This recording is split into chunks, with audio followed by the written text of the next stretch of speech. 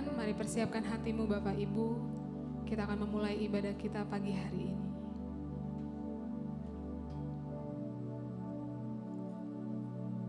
Teduhkan hatimu di dalam hadirat Tuhan.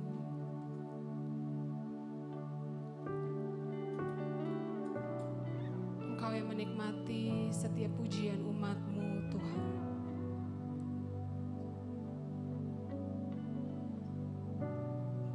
Kami tanggalkan segala beban kami, bahkan segala yang tidak berasal daripada-Mu Tuhan. Kami mau fokus kepada-Mu. Kami mau memandang kasih setia Tuhan yang tidak pernah habis di dalam kehidupan kami. Terima kasih Tuhan Yesus. Kami bersyukur Tuhan.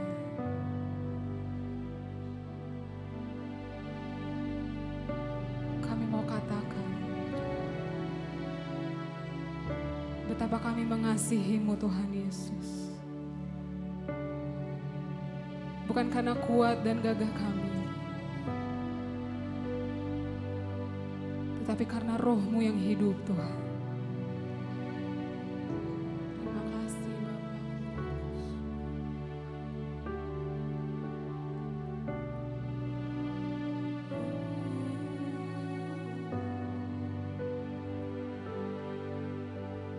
Jesus.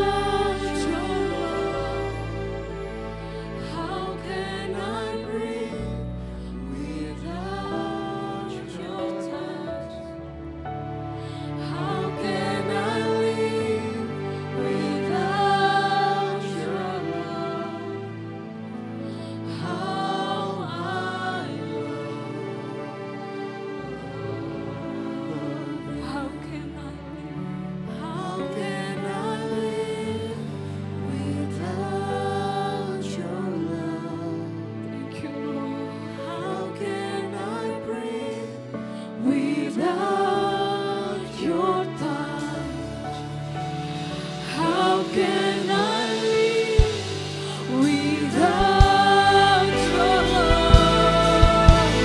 How I know of you.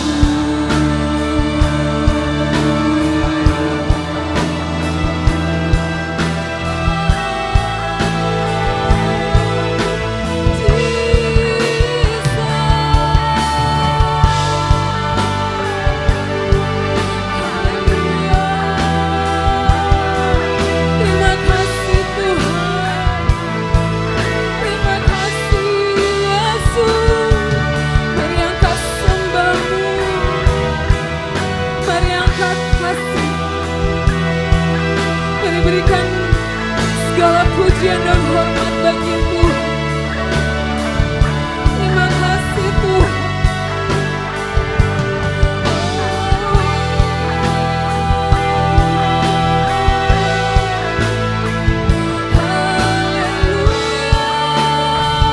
Ku bersyukur.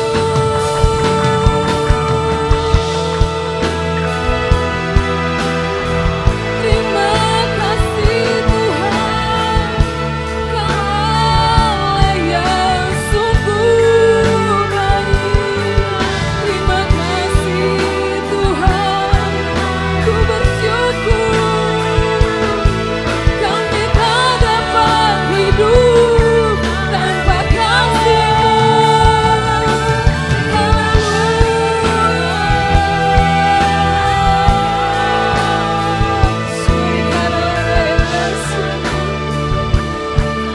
Kami tak dapat hidup tanpa kasih-Mu, Tuhan Yesus.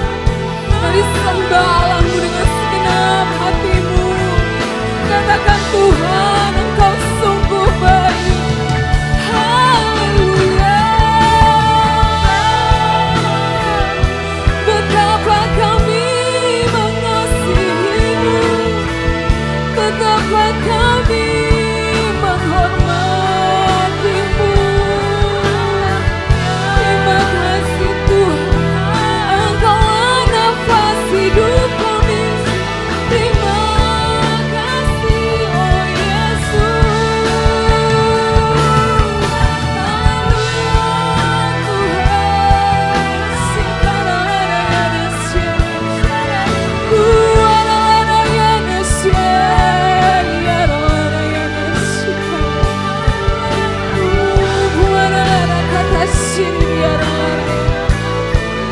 Sungguh Engkaulah kekuatan kami Tuhan, Engkaulah sukacita kami Tuhan.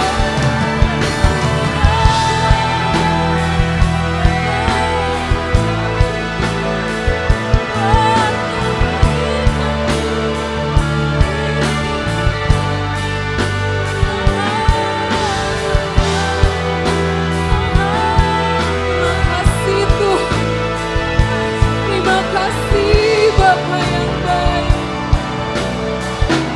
Sampai habis bumi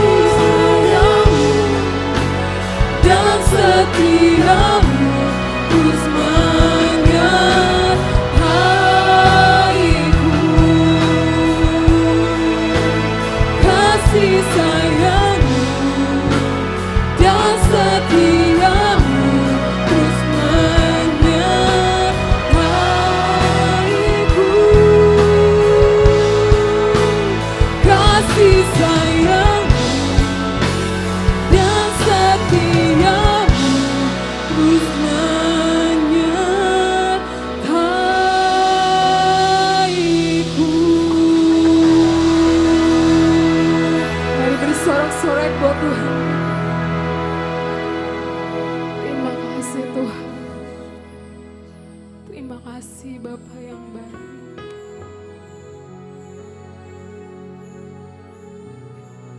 Biarlah setiap pujian yang kami naikkan sungguh berasal dari hati kami Tuhan. Bahwa kami diciptakan hanya untuk menyembah-Mu Tuhan. Bumi akan berlalu, tetapi firman-Mu akan tetap teguh berdiri Tuhan. Terima kasih.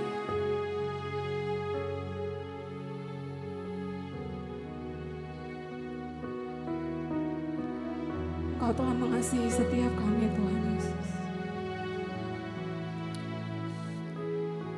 Engkau yang telah memberkati ibadah pagi hari ini dengan sukacita yang telah Kau berikan bagi setiap kami Tuhan. Dan kami mau menyenangkan nama-Mu Tuhan Yesus dengan segenap hati kami. Di dalam nama Tuhan Yesus Kristus kami telah berdoa dan mengucap syukur. Haleluya. Amin. Mari kita berikan sorak-sorak yang terbaik buat Tuhan kita. Haleluya. Shalom manusia Allah yang perkasa. Shalom. Haleluya. Ada sukacita di dalam rumah kita. Amin. Amin. Mari kita mau memuji nama Tuhan dan kita mau memuliakan nama Tuhan. Terima kasih Tuhan.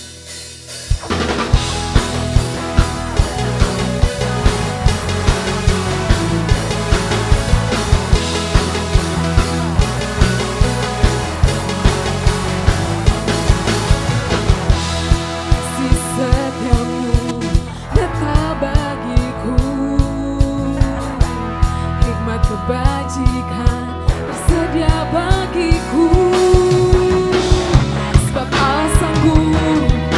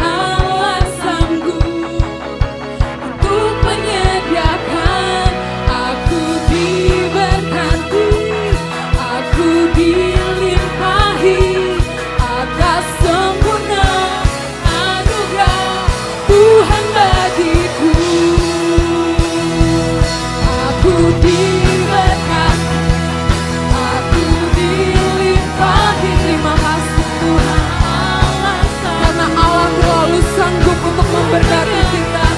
Terima kasih Tuhan.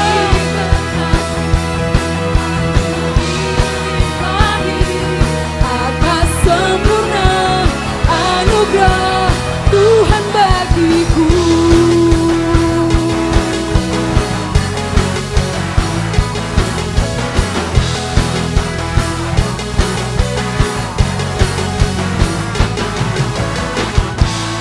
Haleluya, berikan sorak-sorak bagi Tuhan kita. Haleluya, terima kasih Tuhan. Terima kasih Bapa. Haleluya.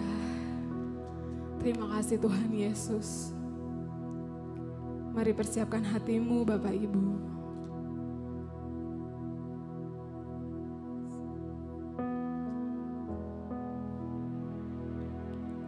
Persiapkan hatimu untuk menerima firman Tuhan. Terima kasih karena Engkau sungguh baik Tuhan. Engkau sanggup memberkati kami dengan kelimpahan-Mu. Terima kasih Allah Roh Kudus.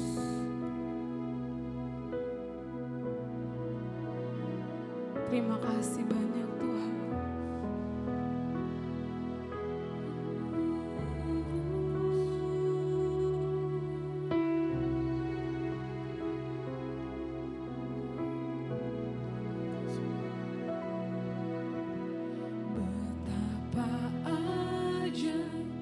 Dan dahsyatnya Tuhan kejadianku. Amin.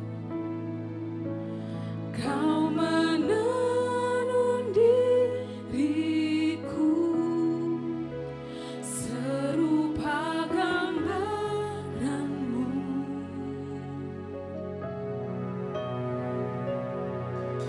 Sungguh berharga di mata-Mu Tuhan kehidupanku.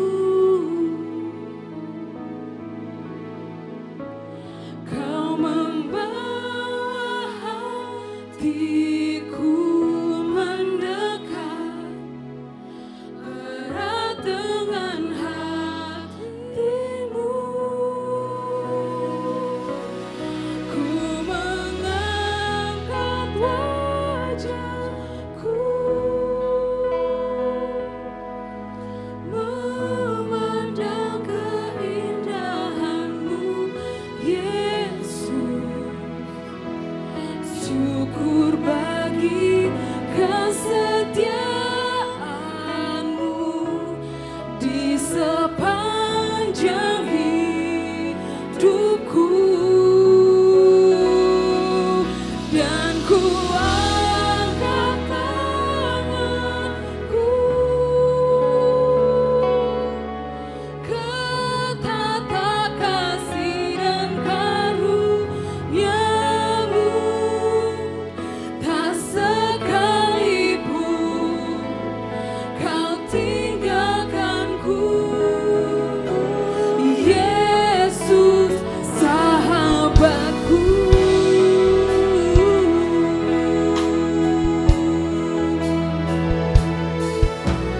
Betapa ajaib dan dahsyatnya Tuhan kejadianku. Kau menenun setiap kami Tuhan. Kau menenun diriku serupa gambaran-Mu.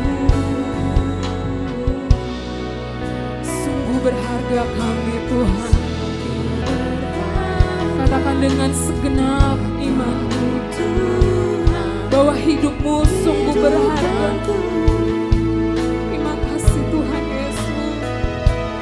Kau membawa hatiku mendekat erat dengan hati-Mu.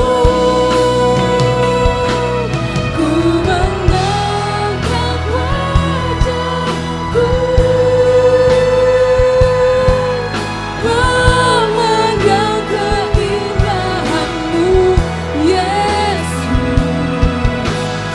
syukur bagi kesetiaanmu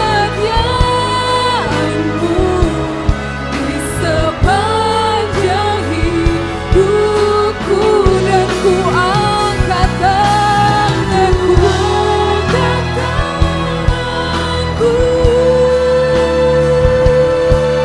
kata kasih dan karuniamu,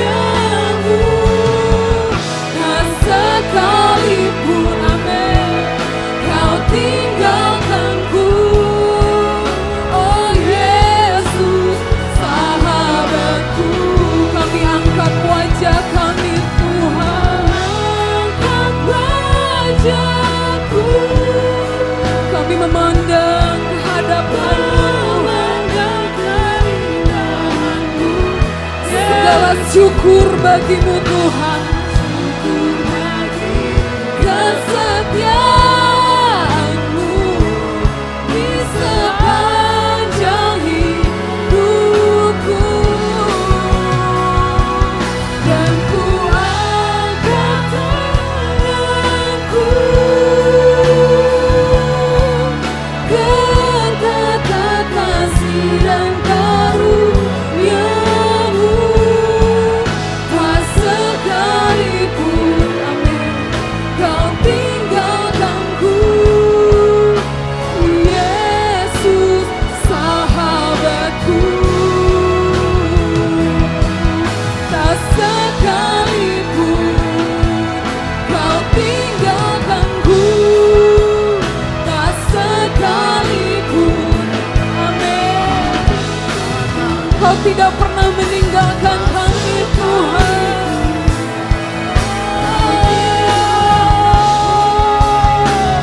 Yesus, sahabatku.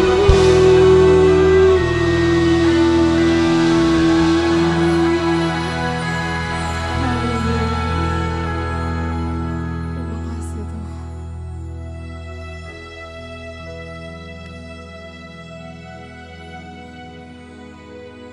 Kami imani Tuhan, Engkau tidak pernah meninggalkan setiap kami. Kami ada sampai saat ini. Itu karena perbuatan ajaib-Mu Tuhan. Amin. Saya serahkan kepada hamba-Nya. Shalom manusia Allah yang perkasa, sangat bersyukur oleh karena berkat Tuhan yang selalu baru dalam kehidupan kita. Sehingga pada pagi yang diberkati Tuhan ini, kita boleh kembali bersekutu bersama keluarga Allah dalam wadah GBI Glory United dalam keadaan yang sehat. Sebelum kita masuk mendengarkan kebenaran firman Tuhan, mari kita menyatukan hati dan iman kita. Kita mengucapkan dan mendeklarasikan iman percaya kita di hadapan Allah dan jemaatnya. Mari kita mengangkat tangan kanan kita. Saya percaya dan menerima. Alkitab adalah firman Tuhan yang benar sepenuhnya. Apa yang Alkitab katakan, siapa saya di dalam Kristus, demikianlah saya. Alkitab berkata, saya adalah ciptaan baru. Sungguh saya adalah ciptaan baru. Alkitab berkata, saya adalah anak Allah. Sungguh saya adalah anak Allah. Alkitab berkata, segala perkara dapat kulakukan di dalam Kristus. Demikianlah saya. Apa yang Alkitab katakan milikku, sungguh adalah milikku. Alkitab berkata, saya adalah ahli waris Allah bersama Kristus. Sungguh saya adalah ahli waris Allah bersama Kristus. Dalam nama Tuhan Yesus Kristus. Amin. Mari kita bersatu dalam doa. Bapa terkasih, dalam nama Tuhan Yesus Kristus, kami menyiapkan hati kami pagi ini untuk diberkati oleh firman-Mu. Roh-Mu bekerja sebebas-bebasnya di tengah-tengah umat-Mu, menyingkapkan rahasia kebenaran firman-Mu dalam nama Tuhan Yesus. Kami sambut firman-Mu dengan hormat. Amin. Sahabat yang diberkati Tuhan Yesus Kristus, memahami tentang kemahatauan Tuhan atau Allah adalah Sang Maha Tahu bukanlah merupakan perkara yang mudah, namun juga bukan merupakan perkara yang mustahil. Bukan merupakan perkara yang mudah, maksud saya adalah ketika kita bicara tentang kemahatauan Allah atau Allah adalah Sang Maha Tahu, ada begitu banyak sisi-sisi kebenaran yang harus kita pahami dengan baik dan dengan benar.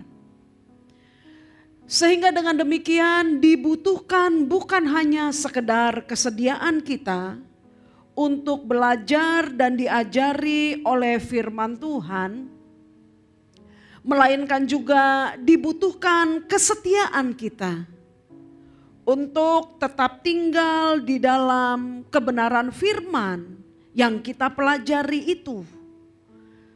Sebab hanya dengan demikianlah maka dari sehari ke sehari kita mengalami pengembangan manusia batiniah kita dalam mengenal Allah.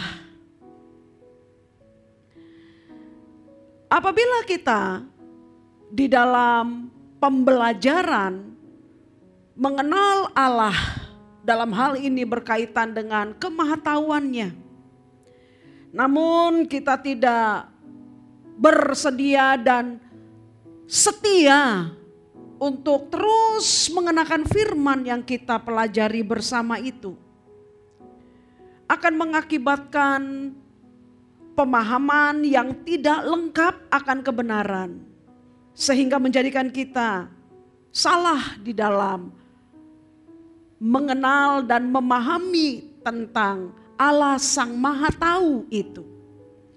Salah satu kesalahan yang cukup menonjol atau cukup fatal dalam kehidupan umat Allah berkaitan dengan kemahatauan Tuhan adalah ketika kita mengkaitkan kemahatauan Tuhan itu dengan atau sebagai izin Allah atas segala sesuatu yang terjadi dalam kehidupan kita.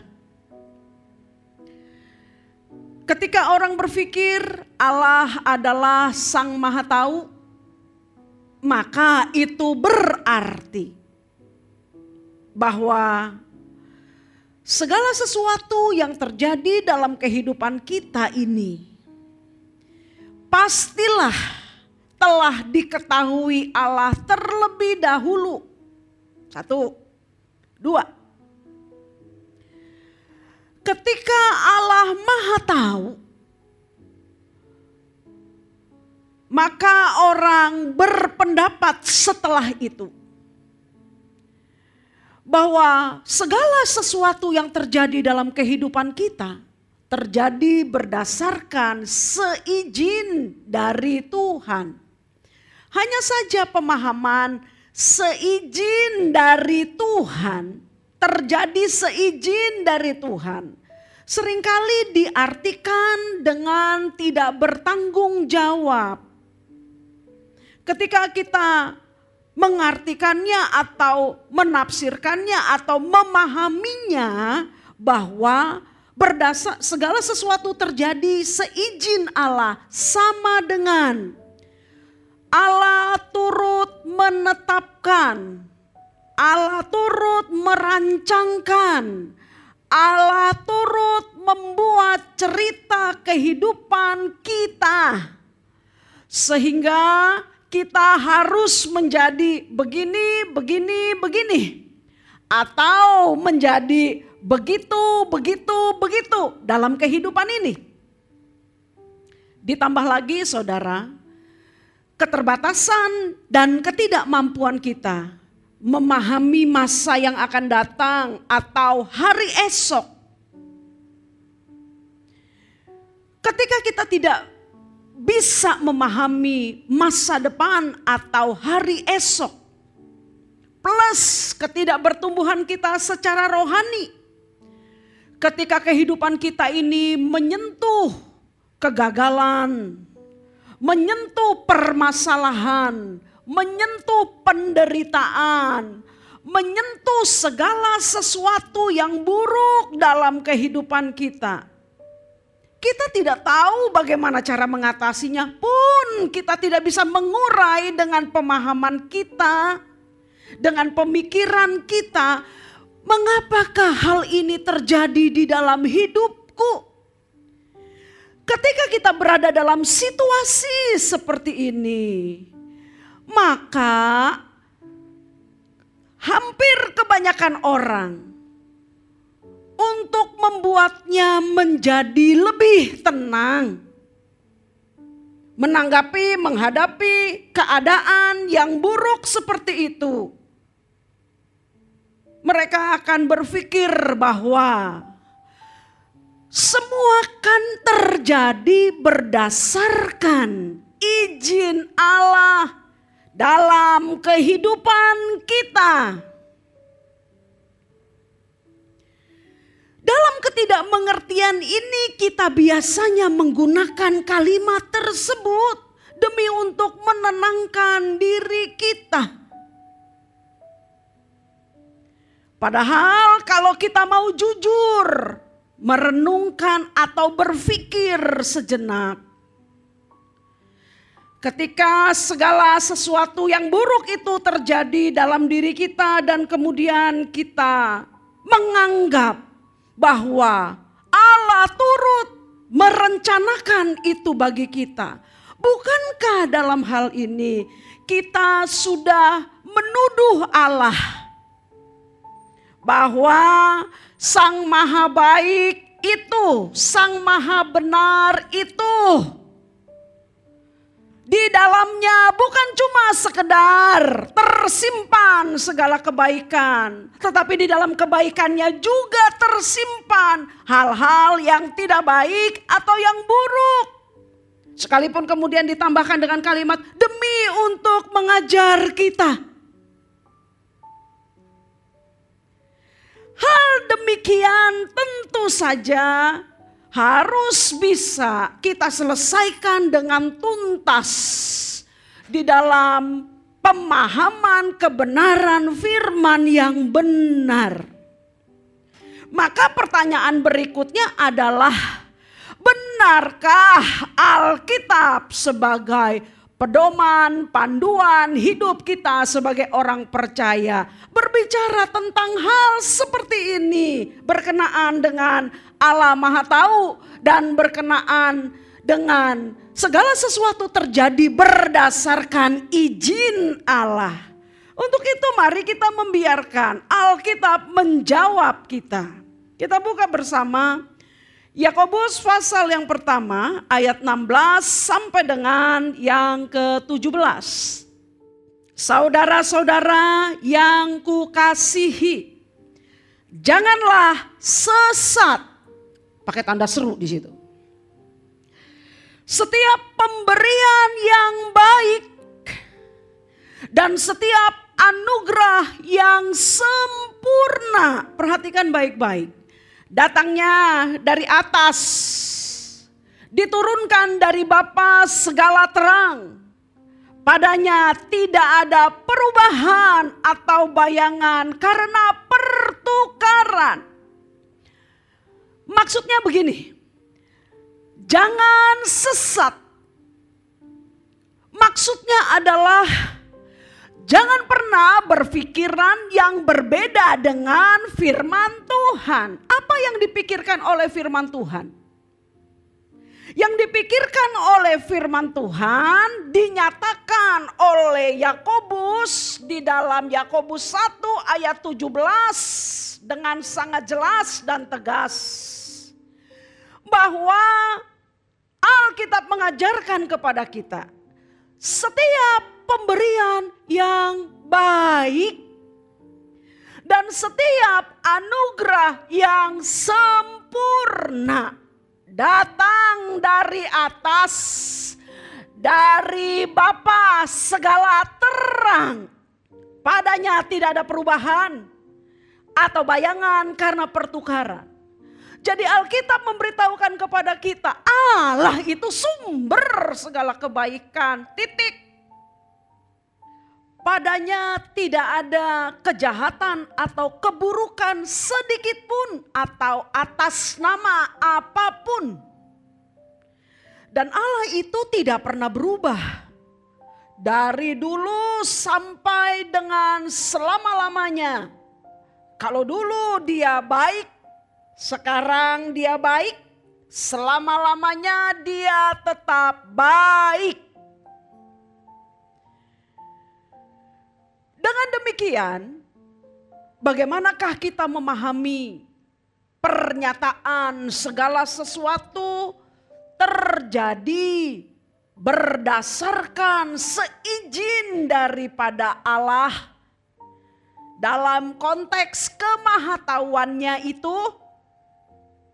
Berkaitan dengan ini saudara, maka pernyataan bahwa segala sesuatu terjadi berdasarkan seizin Allah haruslah dipahami bahwa pertama, tidak ada satupun yang terjadi di dalam kehidupan kita ini terjadi di luar pengetahuan Allah atau terjadi di luar kendalinya Allah. Untuk itu mari kita melihat Kejadian pasal yang pertama, ayat pertama dan 31. Pada mulanya Allah menciptakan langit dan bumi. Ayat 31, pasal pertama kitab Kejadian. Maka Allah melihat segala yang dijadikannya itu sungguh amat baik. Jadilah petang dan jadilah pagi, itulah hari ke-6. Kejadian pasal 2 ayat 2 dan 3. Ayat 2 dikatakan ketika Allah pada hari ke-7 telah menyelesaikan pekerjaan yang dibuatnya itu, berhentilah ia pada hari ke-7 dari segala pekerjaan yang telah dibuatnya itu. Ayat 3. Lalu Allah memberkati hari ke-7 itu dan menguduskannya, karena pada hari itulah ia berhenti dari segala pekerjaan penciptaan yang telah dibuatnya. Apa yang kita baca yang tertulis di dalam kitab Kejadian pasal 1 dan 2 tadi telah memberitahukan kepada kita dengan sangat jelas bahwa Allah adalah Sang Pencipta semesta ini. Dialah yang menciptakan segala sesuatu, baik dunia dan isinya itu. Informasi ini membawa kita ke dalam sebuah kebenaran penting. Ketika Allah adalah Sang Pencipta segala sesuatu yang ada dalam jagat raya ini, itu berarti bahwa Allah jugalah Sang Penguasa segala sesuatu yang ada. Dan ketika Allah adalah Sang Penguasa segala sesuatu yang telah diciptakan olehnya, maka terjaminlah kita, terpeliharalah kita dalam sebuah kepastian bahwa Dia yang berdaulat penuh atas seluruh ciptaannya memberikan perlindungan, memberikan pemeliharaannya yang sempurna kepada setiap orang yang percaya kepadanya.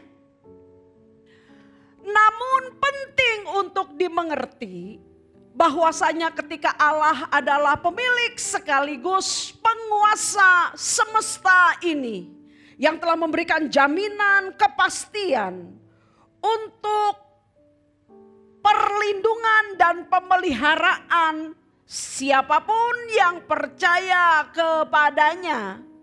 Hal ini sama sekali tidaklah berarti bahwa Allah turut menentukan kehidupan manusia ciptaannya itu. Sekali lagi saya mau katakan, ketika dia adalah penguasa jagat raya, penguasa atas seluruh ciptaannya, dia maha tahu, tidak ada sesuatu yang tidak diketahui olehnya. Namun itu tidak berarti bahwa Allah juga turut menetapkan segala sesuatu yang terjadi dalam kehidupan umatnya. Allah tidak turut menetapkan kita harus begini, begini, begini. Atau begitu, begitu, begitu. Tidak menetapkan seperti itu. Sebab perkara menjalani, melaksanakan hidup itu adalah tanggung jawab kita, bukan tanggung jawab Allah. Kalau Allah kemudian menetapkan kita harus hidup begini, kita harus hidup begitu, termasuk segala yang terjadi dalam hidup kita pun juga dicampur tangani oleh Allah. Direncanakan oleh Allah. Jika demikian, maka itu berarti Allah telah melanggar apa yang ditetapkannya sendiri. Apa itu? Kehendak bebas.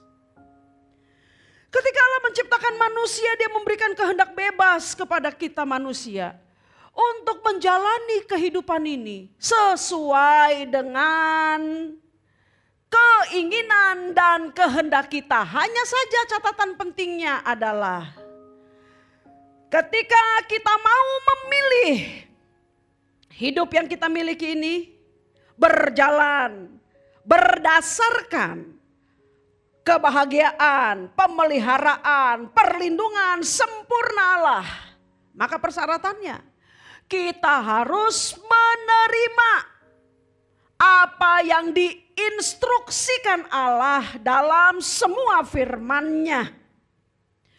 Kemudian memegang seluruh firman kebenaran itu dalam hati kita dengan setia. Dan melakukannya dalam kehidupan kita. Apabila kita tidak mau tunduk di dalam apa yang sudah difirmankan Allah ketika kita melaksanakan hidup ini. Kemudian kita berharap pemeliharaan dan perlindungan Tuhan secara otomatis terjadi dalam hidup kita. Hal tersebut tidak bisa dibenarkan. Itu namanya kita menjadi manusia yang sangat tidak bertanggung jawab. Sebab sahabat, segala sesuatu dalam hidup ini pasti ada aturannya.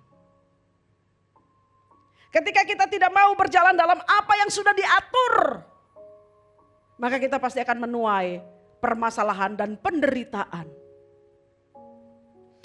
Oleh sebab itu yang diberkati Tuhan Yesus Kristus,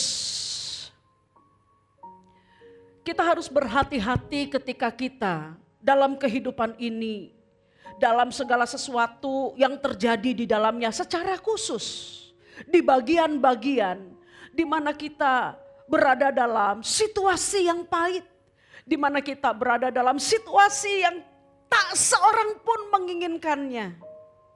Kita harus berhati-hati untuk tidak kemudian melemparkan tanggung jawab itu kepada Allah.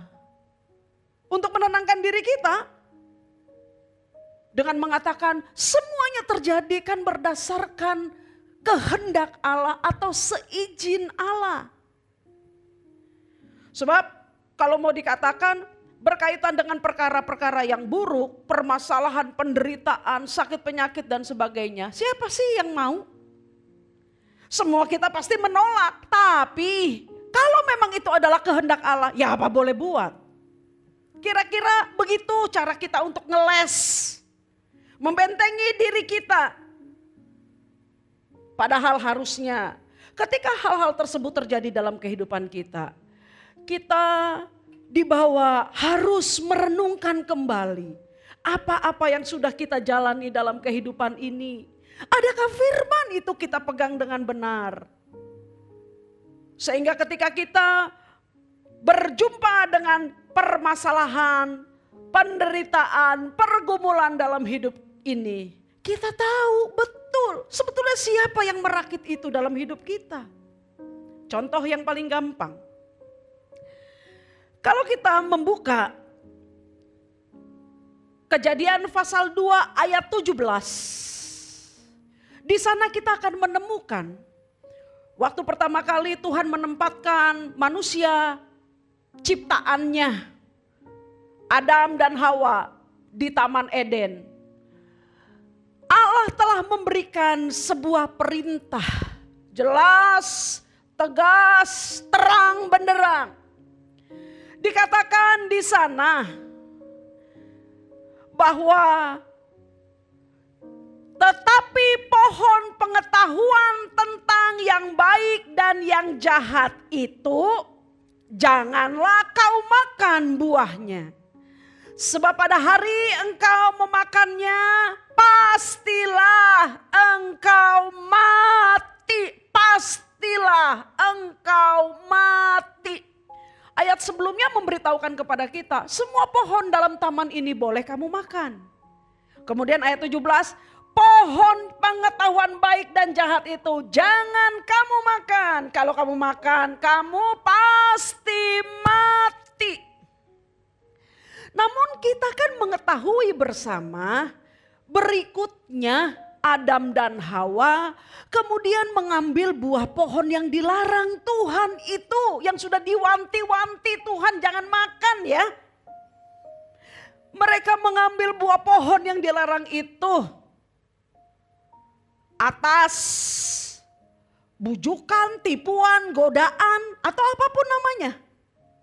Iblis. Yang jelas mereka telah melanggar apa yang sudah diperintahkan Allah dalam firman-Nya.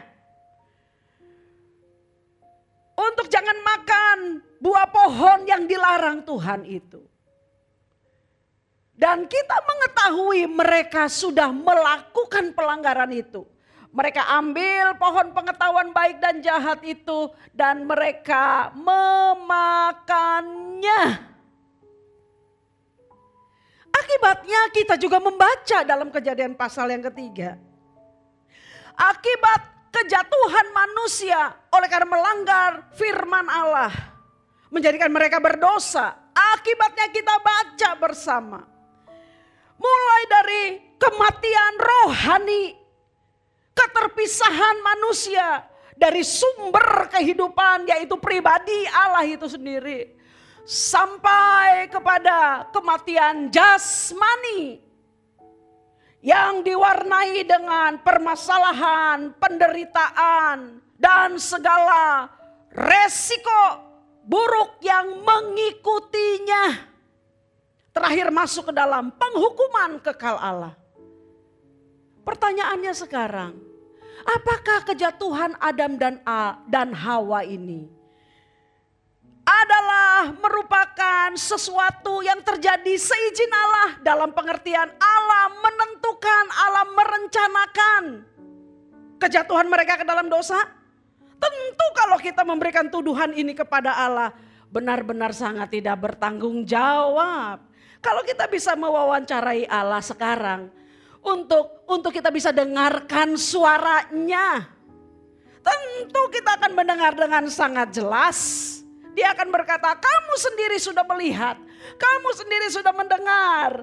Kamu sendiri sudah membaca perintah yang dengan sangat tegas yang tertulis dalam Kejadian 2 ayat 17 tadi, bahwa Allah melarang mereka untuk makan dari buah pohon pengetahuan baik dan jahat. Karena kasihnya untuk menjaga mereka supaya tidak mati. Namun ketika mereka melakukannya atas nama kehendak bebas, Allah tidak pernah memaksakan supaya mereka tidak melakukannya. Namun ini bukan berarti bahwa Allah tidak mencegah mereka. Perintah itulah bukti nyatanya. Sahabat yang diberkati Tuhan Yesus Kristus, segala sesuatu terjadi berdasarkan seizin Allah. Haruslah benar-benar dipahami secara clear dalam kehidupan orang percaya. Memang Allah mengetahuinya. Namun berkaitan dengan yang buruk, Allah tidak pernah turut campur tangan di dalam merencanakannya. Sebab Dia adalah Allah yang maha baik. Tidak ada kejahatan sedikit pun di dalamnya. Dia memberikan aturannya, memberikan firman-Nya untuk melindungi manusia sehingga tidak jatuh ke dalam dosa yang memberikan penderitaan luar biasa. Namun Allah juga atas nama kehendak bebas tidak pernah memaksa siapapun juga untuk takluk kepadanya. Sebab pada akhirnya Anda dan saya atau setiap manusia ciptaannya akan digiring untuk mempertanggungjawabkan pilihan dan keputusan hidup kita kelak dalam penghakiman kekal nanti. Sebab pada akhirnya Anda dan saya akan dibawa di dalam penghakiman untuk mempertanggungjawabkan keputusan pilihan hidup kita. Adakah kita memegang firman-Nya dan hidup bersama-sama dengan Dia ataukah tidak? Dengan demikian mengertilah kita. Segala sesuatu terjadi seizin Allah. Sama sekali tidak hendak memberitahukan kepada kita berkaitan dengan perkara buruk bahwa Ia turut merencanakannya.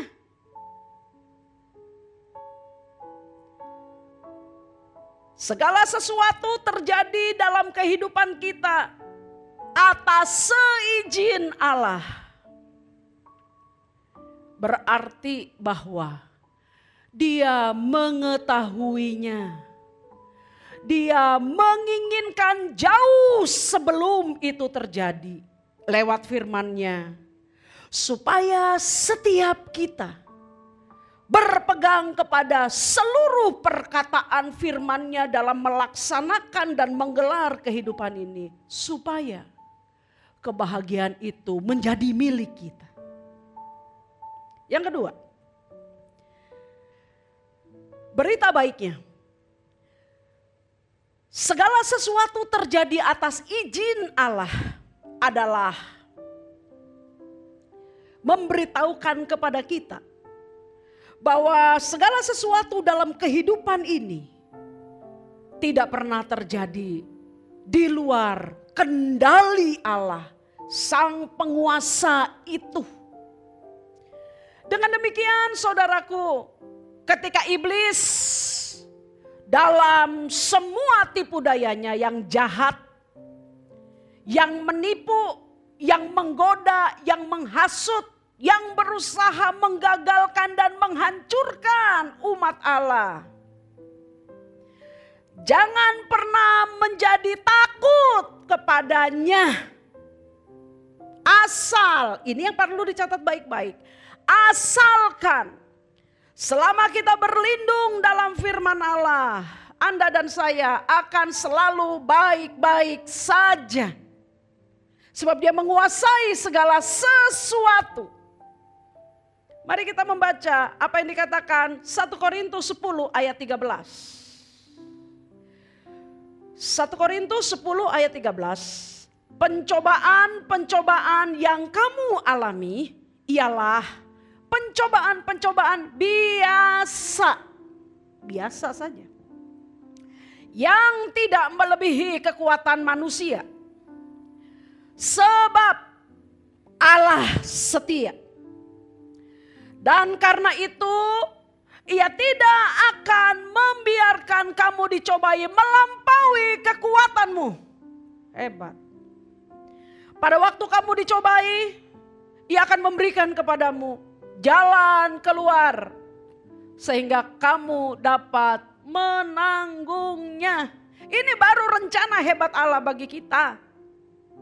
Dalam pengertian yang benar, ini adalah merupakan kerinduan Allah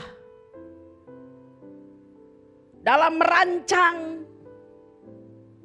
segala sesuatu yang terjadi dalam kehidupan kita lewat firman-Nya. Saudara yang dikasihi Tuhan Yesus Kristus, tahukah kita jaminan kepastian, perlindungan dan pemeliharaan Allah kepada kita umat-Nya tidak pernah bisa terjadi di luar firman. Maksudnya adalah kita tidak bisa untuk kemudian meminta perlindungan pemeliharaan Allah itu dalam kehidupan kita. Supaya kita berbahagia, supaya kita memiliki sukacita, damai sejahtera dan diberkati. Tanpa kita bersedia mengenakan firman-Nya. Sebab hanya di dalam firman-Nya lah. Maka perlindungan Allah yang sempurna atas manusia ciptaannya, terlebih umat yang percaya kepadanya, baru dapat terrealisasikan dengan baik. Saya teringat dengan kisah yang dicatat dalam kitab Daniel pasal 3. Kalau kita membaca di sana, Daniel pasal 3 memberitahukan kepada kita bahwa pada zaman itu Nebukadnezar merupakan raja yang sangat berkuasa di zaman itu. Kekuasaannya begitu luar biasa, dia mengalahkan begitu banyak negara-negara sekitarnya menjadi daerah jajahannya, termasuk di dalamnya Israel atau Yahudi. Sehingga negara-negara yang dijajah itu orang-orang terbaiknya dipergunakannya untuk membantu kekuasaan Babel yang begitu luas. Nah, dalam Daniel pasal 3 kita menemukan ada 3 nama hebat di sana. Orang-orang yang mempercayai Allah dengan segenap hati. Sadrak, Mesak, Abednego. Satu kali dalam sebuah peristiwa diberitahukan di sana. Raja Nebukadnezar membangun sebuah patung emas yang demikian tinggi. 60 hasta dengan lebar 6 hasta dengan tujuan siapapun yang mendengar bunyi-bunyian dari musik apapun yang dimainkan, maka itu telah menjadi sebuah pertanda bahwa orang-orang tersebut harus memberikan penyembahannya kepada patung emas yang dibuat oleh Nebukadnezar itu. Daniel pasal 3 ayat 5 dan 6 memberitahukan ini kepada kita. Demi kamu mendengar sangkakala, seruling, kecapi, rebab, gambus, serdam dan berbagai-bagai jenis bunyi-bunyian, maka haruslah kamu sujud menyembah patung yang telah didirikan Raja Nebukadnezar itu. Ayat 6. Siapa yang tidak sujud menyembah akan dicampakkan seketika itu juga ke dalam perapian yang menyala-nyala. Jadi kalau tidak menyembah, maka konsekuensinya Anda mati. Dilempar ke dalam dapur api.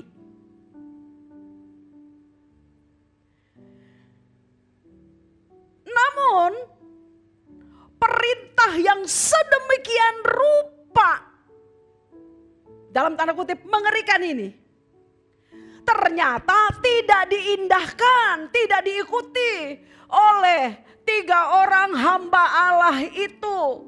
Sadrak, Mesak, Abednego. Oleh karena mereka adalah orang-orang yang percaya kepada Allah dengan sangat serius. Dari kecil sebagai umat pilihan Allah, mereka telah diajar bahwa kamu hanya harus, hanya boleh, hanya mesti menyembah Allah yang benar. Satu-satunya itu saja, tidak boleh yang lain. Maka dengan demikian Sadrak, Mesak, Abednego ketika mendengar bunyi-bunyian sebagai isyarat penyembahan itu, mereka tetap berdiri dan menolak untuk sujud di hadapan patung emas buatan Raja Nebukadnezar. Tentu ini bukan pilihan populer, saudara. Tentu ini bukan pilihan yang dalam tanda kutip bagi dunia adalah pilihan yang bijak. Bahkan bagi sebagian orang ini adalah kebodohan. Sebab penolakan itu pasti harus berujung dengan kematian. Penolakan itu pasti harus berujung dengan kematian. Namun kita akan sangat terberkati oleh peristiwa ini. Oleh pilihan Sadrak, Mesak, Abednego. Sekalipun pilihan mereka untuk tidak menyembah bukan pilihan yang dalam tanda kutip bagi orang dunia bijak. Sekalipun pilihan mereka sangat tidak populer dan sangat merugikan, mereka toh tetap setia kepada pilihan itu. Oleh karena firman mengatakan jangan menyembah patung atau apapun juga. Hanya Allah saja yang boleh disembah. Di cerita itu kemudian kita membaca ketiganya dihukum mati. Nebukadnezar begitu murka. Saking murkanya ketika dia panggil bawahannya itu, dia berikan sebuah pilihan. Kamu nyembah deh, dikasih kesempatan lagi deh. Nyembah aja ya. Tapi mereka dengan sangat tegas menolak. Dalam murkanya Nebukadnezar berkata, panaskan perapian itu 7 kali lipat. 7 kali lipat. Dia suruh orang terkuatnya untuk mengikat dan mengangkat 3 orang yang melawan dia ini. Untuk dilemparkan ke dalam perapian yang menyala-nyala itu. Coba bayangin 7 kali lipat. Alkitab memberitahukan kepada kita. Bahkan yang melemparkannya saja mati. Saking tidak tahan panasnya. Yang lempar mati. Bagaimanakah yang dilempar? Itu kan pertanyaannya. Namun dahsyatnya, Sadrak, Mesak, dan Abednego yang dilemparkan dalam perapian yang menyala-nyala itu dengan 7 kali lipat panasnya. Mereka tidak apa-apa, saudara. Bahkan dalam kagetnya raja berkata, yang kita lempar 3 orang, tapi ternyata ada 4 di dalam api itu. Dan yang keempat itu rupanya seperti anak dewa. Raja menyuruh 3 orang itu untuk dikeluarkan. Dan ternyata bau terbakar pun tidak tercium dari mereka. Namun bagi saya yang sangat mengesankan bukanlah hasil atau mujizat diselamatkannya Sadrak, Mesak, Abednego oleh Allah. Yang paling menakjubkan, yang paling mengesankan, yang paling memberikan kekuatan ketika kita membaca ulang peristiwa ini adalah kesetiaan mereka untuk melakukan hanya firman Tuhan saja. Sehingga kesetiaan itu telah menyelamatkan nyawa mereka. Telah membuahkan hasil dari perlindungan sempurna Allah kepada mereka. Menutup kebenaran firman Tuhan ini, saya akan membacakannya bagi kita. Pernyataan kesetiaan mereka kepada hanya firman saja. Daniel pasal 3 ayat 16 berkata, lalu Sadrak, Mesak dan Abednego menjawab Raja Nebukadnezar ketika dia diminta untuk menyembah patung itu. Diberi kesempatan kedua. Tidak ada gunanya kami memberi jawab kepada tuanku dalam hal ini. Ayat 17, jika Allah kami yang kami puja sanggup melepaskan kami, maka ia akan melepaskan kami dari perapian yang menyala-nyala itu. Dan dari dalam tanganmu ya Raja. 18. Ini hebat. Tetapi seandainya pun Allah tidak melepaskan kami dari perapian yang menyala-nyala itu, hendaklah tuanku mengetahui ya Raja, bahwa kami tidak akan memuja dewa tuanku dan tidak akan menyembah patung emas yang tuanku dirikan itu. Ini hebat. Bagi Sadrak, Mesak, Abednego dan juga bagi kita pagi ini. Seharusnya hidup dalam pelaksanaannya adalah bercerita tentang kepengikutan kita. Kesetiaan kita untuk terus memegang firman Allah. Supaya dengan demikian tergenapilah apa yang dikatakan 1 Korintus 10 ayat 13. Pencobaan-pencobaan yang kamu alami ialah pencobaan-pencobaan biasa yang tidak melebihi kekuatan manusia. Sebab Allah setia dan karena itu Ia tidak akan membiarkan kamu dicobai melampaui kekuatanmu.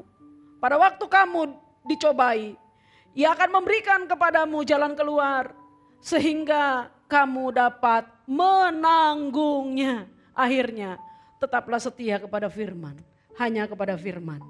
Amin. Mari kita berdoa. Kami menyerahkan seluruh hidup kami, segenap hati kami, ya Allah, dalam nama Tuhan Yesus Kristus. Kuasai hati kami hanya oleh firman-Mu Tuhan. Sehingga dalam menjalani kehidupan kami benar-benar menjadi manusia rohani yang bertanggung jawab di hadapan-Mu dan bagi diri kami sendiri. Sebab hanya melalui firman-Mu lah yang kami pegang dan kami pelihara, kami percayai dengan baik, dengan benar dalam hidup dan hati kami. Kami melihat nyata perlindungan-Mu yang sempurna dalam nama Tuhan Yesus. Terima kasih banyak Bapa, karena Kau telah memberkati kami semua umat-Mu yang memegang firman-Mu. Dalam nama Tuhan Yesus. Amin. Shalom manusia yang perkasa, puji Tuhan, mari kita bangun terus iman kita berdasarkan firman Tuhan, iman yang sejati. Mari kita bersatu dalam doa dan menerima berkat dari Tuhan. Turunlah segala berkat anugerah yang limpah dari Bapa kita di surga, cinta kasih dari Tuhan Yesus Kristus dan persekutuan dengan Roh Kudus turun memenuhi roh, jiwa dan tubuh kita. Sungguh rohmu dikuatkan, jiwamu disegarkan, tubuhmu disehatkan. Rumah tanggamu diberkati, pekerjaanmu dilipat gandakan, studimu ditingkatkan. Anugerah Tuhan limpah atas kita semua. Jadi ada berkat di dalam nama Tuhan Yesus Kristus yang hidup. Haleluya. Amin. Amin. Bapak Ibu Saudaraku dikasih Tuhan, tetap setia berpegang teguh pada firman Allah. Sehingga firman itu menyatu dengan diri kita dan menjadi iman kita. Sampai ketemu di ibadah yang akan datang. Tuhan Yesus memberkati.